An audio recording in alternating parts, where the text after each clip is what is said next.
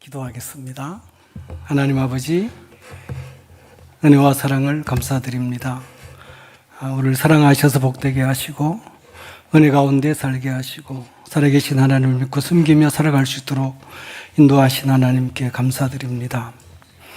하나님, 부족한 종을 세워 주의 말씀을 전하게 하셨사오니 성령께서 종의 입술과 생각을 주장하셔서 진리의 말씀이 권세 있게 증거되게 하시고 듣는 우리 모두가 하나님의 음성을 듣고 베푸신 은혜와 사랑을 다시 한번 확신하고 우리의 사명을 다짐하는 은혜의 시간 되게 하여 주옵소서.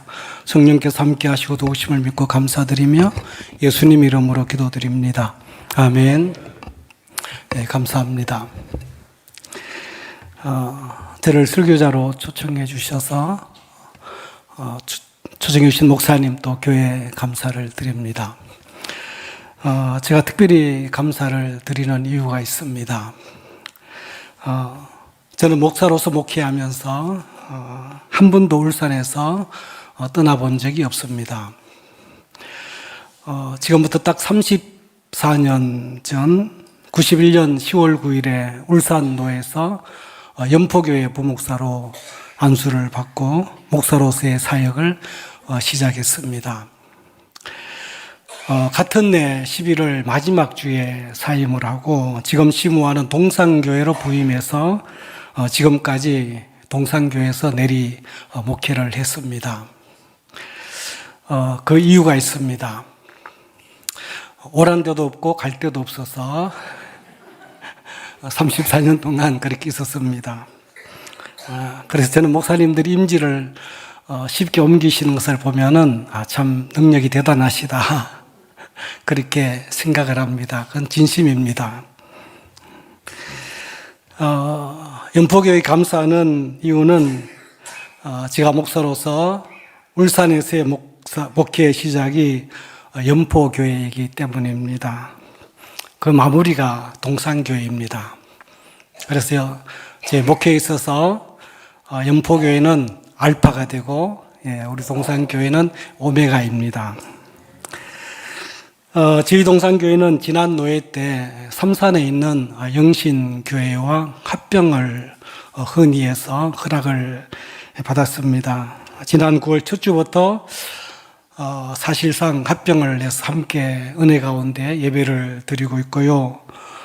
지금 우리 동산교회 부지에 이제 건축하고자 이제 설계에 들어가 있는 중입니다. 저는 3년 앞당겨 은퇴를 하고 내년 한 해 동안은 이제 함께 목회를 하는 것으로 그렇게 결정을 했습니다. 이러한 시점에 제가 목사로서 알파가 되는 연포교회에 이렇게 불러주셔서 처음을 회상하게 하셨습니다. 제가 우리 이장로님, 권사님 보면서 너무 마음이 울컥했습니다. 너무 귀한 분들인데 옛날이 생각나서 너무 감사했습니다. 어쨌든 저에게 남다른 감회가 있고요, 의미가 있고 또 연포교회에 대한 고마움과 감사의 마음을 전할 수 있는 그런 기회가 되었습니다. 또 하나님께서 역사하시고 인도하셨지만은 이 자리를 빌어서 다시 한번 연포교회에 진심으로 감사를 드립니다. 34년 전 여러모로 부족하고 어린 저였지만은 2년 가까이 교회를 섬길 때 많은 사랑을 받았습니다. 세월이 얼마나 빠른지 모르겠습니다. 성경 말씀대로 보면은 정말 돌아보면은 바람같이 지나갔고요. 신속히 날아온 것 같습니다. 저도 할아버지가 되었지만은 같이 근무했던 우리 고슬란 권사님 할머니가 되신 것 같습니다. 돌아가신 분들도 많이 계신 것 같습니다. 저는 동산교회 부임해서 교회 부흥과 더불어 울산의 복음화를 위해서 힘써 기도했습니다. 제가 생각했던 부흥 성장은 이루어지지 않았지만은 돌아보면은 찬송가 가사대로 지금까지 지내온 모든 것이 하나님의 은혜임을 고백합니다. 너무나 부족한 저를 하나님께 사랑하셔서 목사로 세우시고 목사로서의 사역을 하게 하시고 주님의 몸된 교회를 섬기게 하신 것은 전적인 하나님의 은혜입니다. 부족하지만은 또 노예를 섬길 수 있는 기회도 허락해 주셨고요. 이제 동산교회도 새로운 이름으로 새로운 비전을 갖고 출발할 수 있도록 하나님께서 역사해 주셨습니다. 연포교회가 창립 50주년을 맞이한 것에 대해서 진심으로 축하를 드립니다. 오늘의 일까지 어려운 일들도 많았지만은 교회를 사랑하시는 하나님께서 부흥과 성장을 이루어오신 줄로 믿습니다. 하나님의 은혜이기도 하지만은 교회를 사랑하신 성도님들의 주님을 향한 뜨거운 헌신과 열정의 열매이기도 합니다. 모두에게 하나님께서 귀한 상 주실 줄로 믿습니다. 하나님 우리 헌신과 수고를 절대로 헛되게 하지 않으시기 때문입니다. 사랑하는 여러분, 하나님께서 상 주심을 믿고 더욱 충성하시기를 주의 이름으로 축복합니다.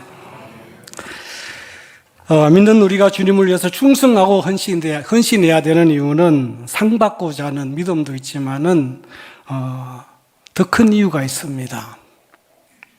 그것은 우리가 이미 너무나 복된 사람들이 되었기 때문입니다. 이해로 보면은 그리스도인들이 받은 은혜를 잘 알지 못하거나 그리스도인의 정체성이 불분명한 사람들이 많고요. 믿는 우리에게 주어진 것에 대한 확신이 부족한 사람들이 이외로 많이 있습니다. 이러한 사람들의 특징이 있다고 하면은 자신의 노력과 열심으로 이런저런 사람이 되려 하고요. 또 스스로 무언가 이루어 보려고 합니다. 물론 우리의 노력과 열심이 필요하지만은 결코 우리의 노력과 힘으로 이룰 수 없는 것들이 너무나 많습니다. 그러니까 이미 되었지만은 된 줄 모르고 되기 위해서 힘쓰고 애쓰는 에너지를 낭비하는 그런 모습이라는 것이죠. 여러분, 교인들 중에 이단에 빠지는 사람들이 많은데 그 근본적인 이유가 무엇일까요?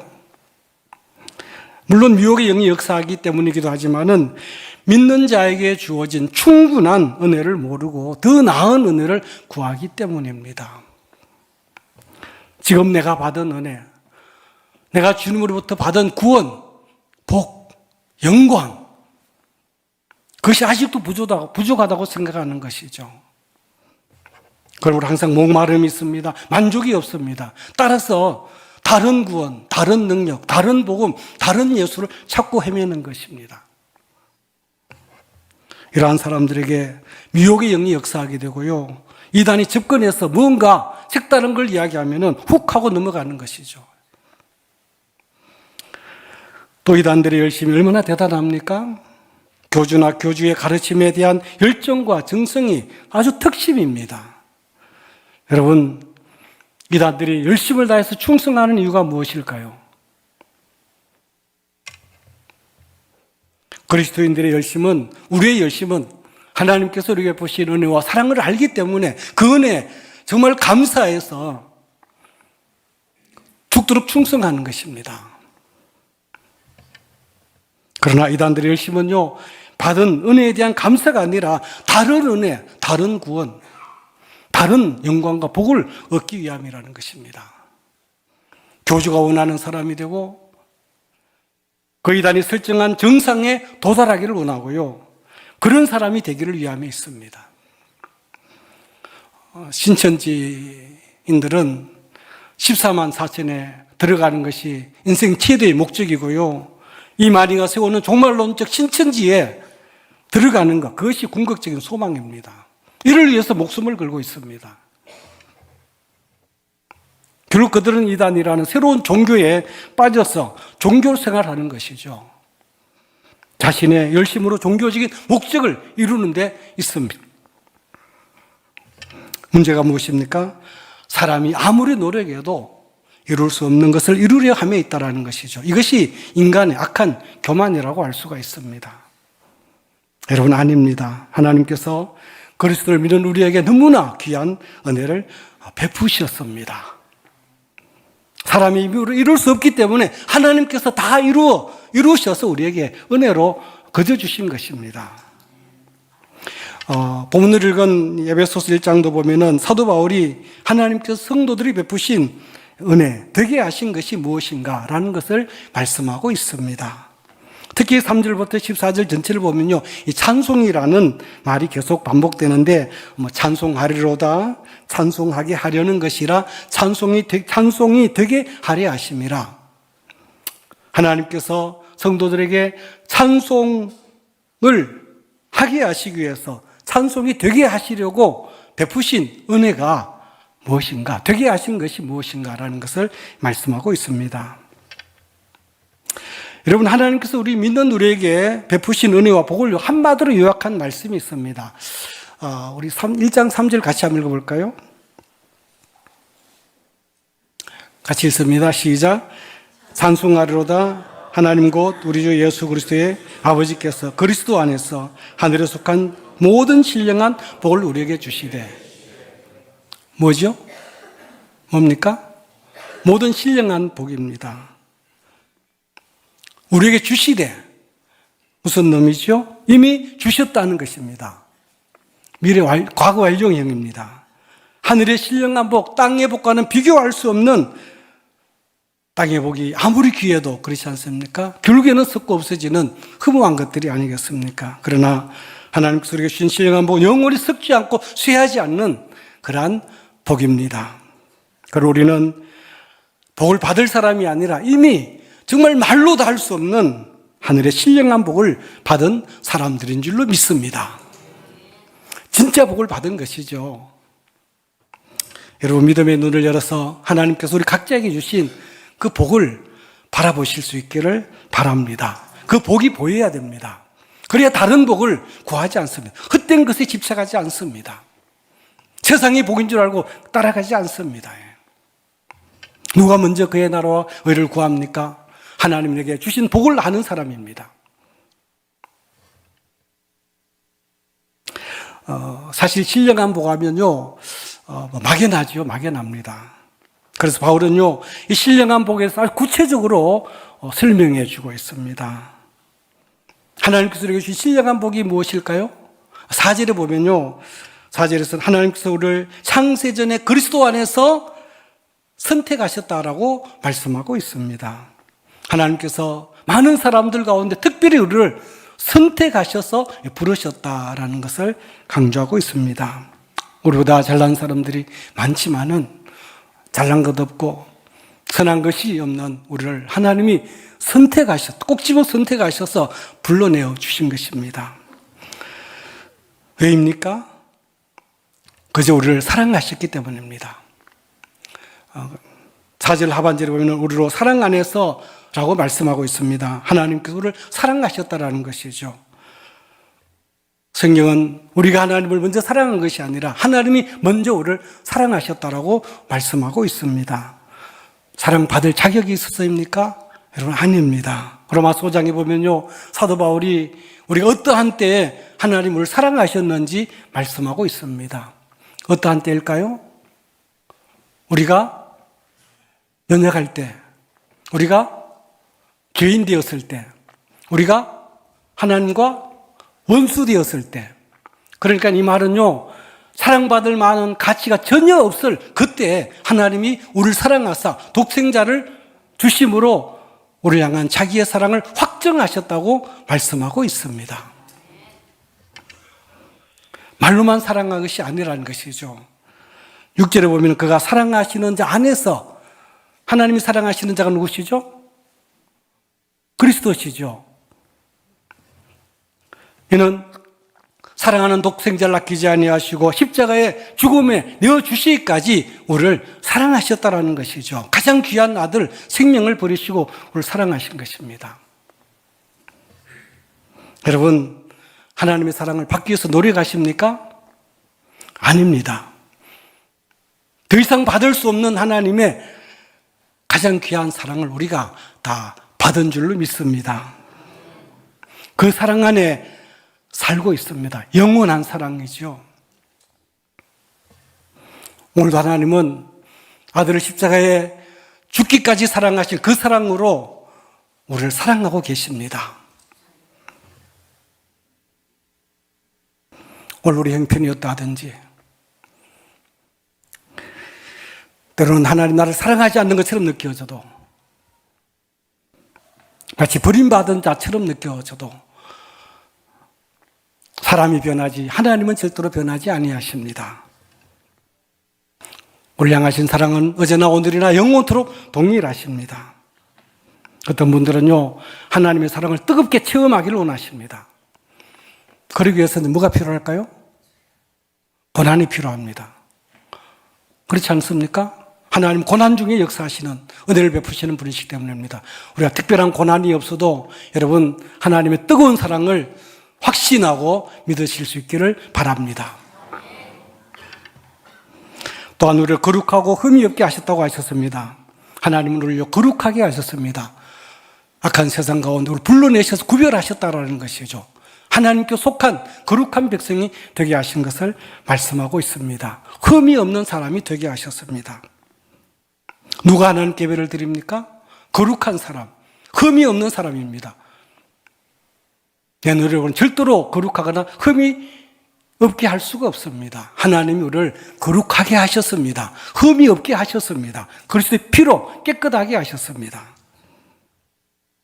하나님은 거룩함을 입은 자기 백성들이 하나님께 나와 예배를 드릴 때 받으시고, 찬양을 받으시고, 기도를 받으시고 응답하십니다. 또 5절에 보면요, 우리를 예정하사 예수 그리스도로 말미암아 자기의 아들들이 되게 하셨다고 하셨습니다. 예정이라는 말 역시 창세전에 하나님께서 미리 우리를 위해서 계획하시고 그 계획대로 우리로 하여금 하나님의 아들 되게 하셨다는 것이죠. 하나님께서 구속의 역사를 완성하셔서 우리에게 베푸신 은혜를 의미합니다. 우리가 하나님의 아들 됐다고 하는 것이 얼마나 큰 은혜입니까? 하나님의 자녀된 권세가 우리 모두에게 있습니다. 더 나아가서는요, 우리가 하나님의 상속자가 되는 것을 의미하는 것이죠. 로마서 8장에 보면 사도 바울은 우리가 하나님의 상속자요 그리스도와 함께한 상속자라고 말씀하고 있습니다. 장자이신 그리스도가 받을 상속을 우리도 함께 받고 그리스도가 누릴 그 영광을 우리도 함께 누리게 되리라는 것이죠. 그리스도와 함께 왕노릇하리라고 말씀하고 있습니다. 사실 우리는요, 영광에 대해서 잘 모릅니다. 영광 하니까 그냥 영광인가 보다라고 생각하는 것이죠. 여러분, 만약에 하나님께서 우리의 눈을 열어서 우리가 받을 영광을요, 10,000분의 1이라도 보여주신다고 하면은 우리는 기절초풍할 겁니다.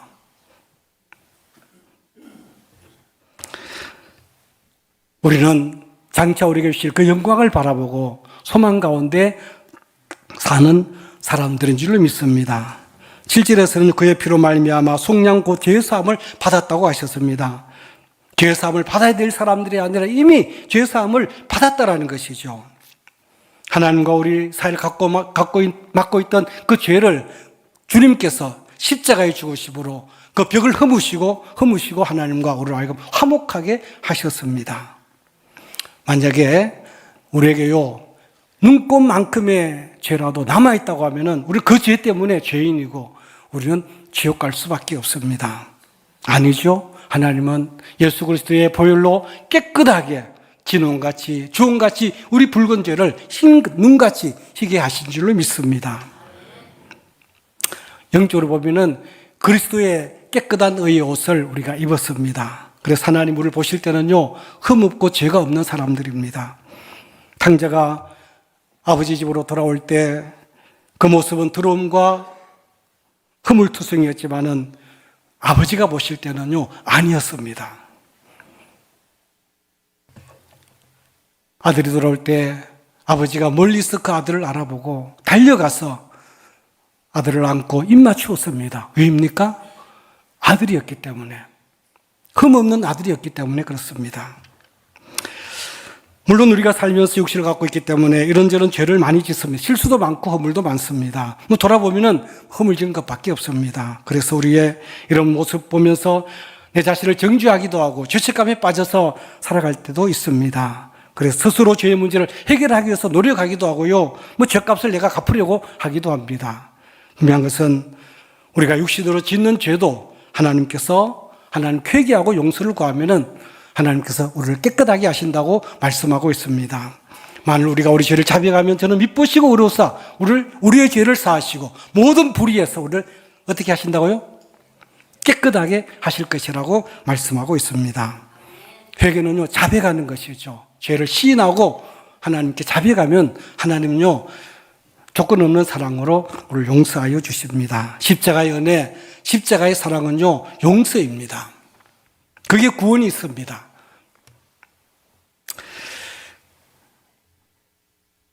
우리는 용서받은 기쁨과 감격으로 감사로 하나님을 섬기는 사람들입니다. 그 기쁨으로 예배를 드리고 찬양하고요, 우리 자신을 드리는 사람들, 죄인의 모습으로 나오는 것이 아니라 정말 하나님께서 깨끗하게 하신 은혜를 이번 감사하는 마음으로 하나님께 나오는 것이죠. 또 우리가 받은 은혜가 무엇일까요? 11절 하반절에 보면 우리가 예정을 입어 그 안에서 기업이 되었느라고 말씀하고 있습니다. 구약시대 때는 서민 이스라엘이 하나님의 기업이었습니다. 우리 신명기 32장 9절에 보면은 그렇게 말씀하고, 같이 읽어볼까요? 같이 시작. 여호와의 분깃은 자기 백성이라 야곱은 그가 택하신 기업이로다.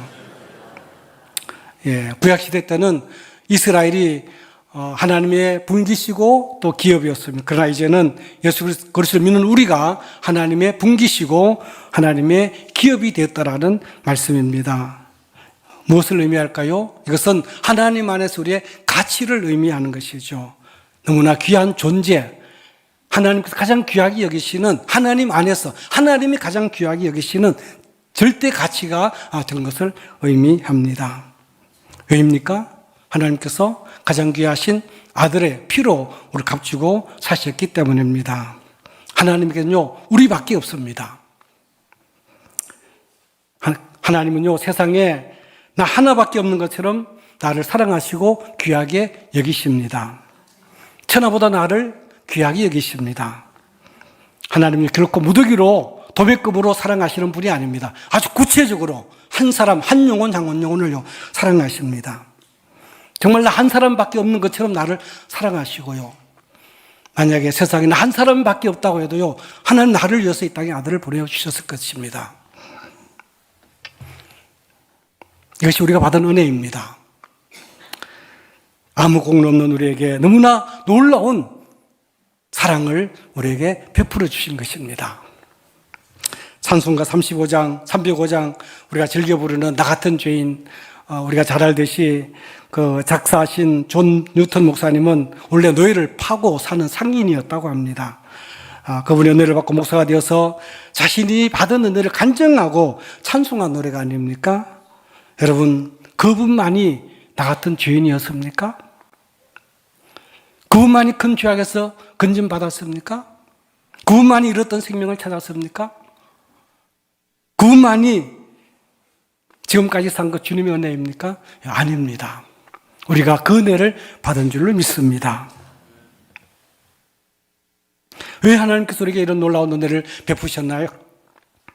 왜 신령한 복을 주셨습니까? 하나님을 찬송하게 하기 위함이라는 것이죠. 하나님을 찬송한다는 말은 무슨 의미가 있습니까? 그냥 노래하는 것입니까? 여러분, 아닙니다. 찬송은요, 하나님을 자랑하고 칭송하는 것입니다. 하나님 되심을 드러내는 것이죠. 하나님을 칭찬하는 것이 여러분 찬양입니다. 받은 은혜를 아는 사람들은 마땅히 하나님을 찬송할 수밖에 없습니다. 내게 베푸시는 하나님을 베푸신 은혜를 찬양을 통해서 나타내고 증거하고 자랑하고 높이는 것입니다. 특별히 찬양대는 회중 앞에서 찬양으로 하나님을 칭송하고 하나님 되심을 증거하는 그러한 사람들입니다. 하나님은 성도들의 찬양을요, 기쁨으로 받으시고 그 가운데 함께 하십니다. 그리고 하나님을 찬양하는 일이 얼마나 귀하고 복된 일인지 모릅니다. 우리가 영원히 하는 일이요, 하나님을 찬송하는 일인 줄 믿습니다. 천국 가서 뭘 하겠습니까? 찬양대에서 하나님을 찬양하는 일입니다. 뿐만 아닙니다. 오늘 본문에 보면 아주 귀한 말씀이 하나 있습니다. 하나님께서 우리에게 되게 하신 또 하나가 있습니다. 무엇일까요? 12절 하반절에 보면요, 그의 영광에 찬송이 되게 하려 하심이라. 신령한 복 중에 하나가 하나님이 우리를 찬송이 되게 하셨다라는 것이죠. 그러니까 우리로 하여금 찬송하게 하셨을 뿐만 아니라 찬송이, 존재 자체를 찬송이 되게 하셨다라는 것입니다. 따라 볼까요? 나는 하나님의 찬송입니다. 그렇습니다. 우리 그리스도인들은요, 하나님의 찬송입니다. 하나님 나의 존재 전체를 통해서 찬송을 받으시기를 원하신다라는 것이죠. 이것은 우리를 구원하신 목적이기도 하고 은혜를 베푸신 목적이고요, 더 나아가서 우리에게 주신 귀한 사명이기도 합니다. 하나님 우리의 전 존재를 통해서 하나님을 알지 못하는 세상에서 하나님 위대하심과 선하심을 나타내기를 원하신다라는 것을 우리에게 가르쳐주고 있습니다. 그래서 우리가 먹든지 마시든지 무엇을 하든지 하나님을 영화롭게 하는 찬송이라고 할 수가 있습니다. 우리가 찬송이 되었기 때문에 우리 몸은 하나님이 기뻐하시는 거룩한 산 제물입니다. 여러분, 죽은 제물과 산 제물의 차이가 뭘까요? 무엇이죠? 예? 죽은 제물은 움직이지 못하잖아요. 그렇죠? 그죠? 그러나 산 제물은 어떻게 합니까? 살아있기 때문에 돌아다니지 않습니까? 예. 그리고 산 제물은요, 우리가 산 제물이라는 것이죠. 어디 있든지, 우리가 무엇을 하든지, 우리 존재 자체가 하나님께 드려지는 산 제물이라는 것입니다. 그러기 위해서 우리가 이 세대를 본받지 말고, 로마서 12장 2절에 보면은 오직 마음을 새롭게 함으로 변화를 받아 하나님의 선하시고 온전하신 뜻이 무엇인지 분별하라, 그렇게 말씀하고 있습니다. 우리가 어떻게 살아야 되는지 말씀하고 있는 것입니다. 산 제물답게 살아야 된다는 것이죠. 복을 받은 사람답게, 우리가 다 성도가 아닙니까? 성도답게 살아야 된다는 것입니다. 목사이기 때문에 어떻게 살아야 될까요? 목사답게. 장로님이시기 때문에 장로님답게, 권사님답게, 집사님답게 살아야 되는 것입니다. 우리가 빛의 자녀이기 때문에 빛의 자녀답게 살아야 되는 것이죠. 빛의 열매가 뭘까요? 착함과 의로움과 진실함이라고 말씀하고 있습니다.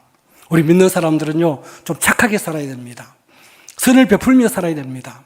악은 모양이라도 버려야 됩니다. 의로워야 됩니다. 옳은 길을 따를 수가 있어야 되는 것이죠.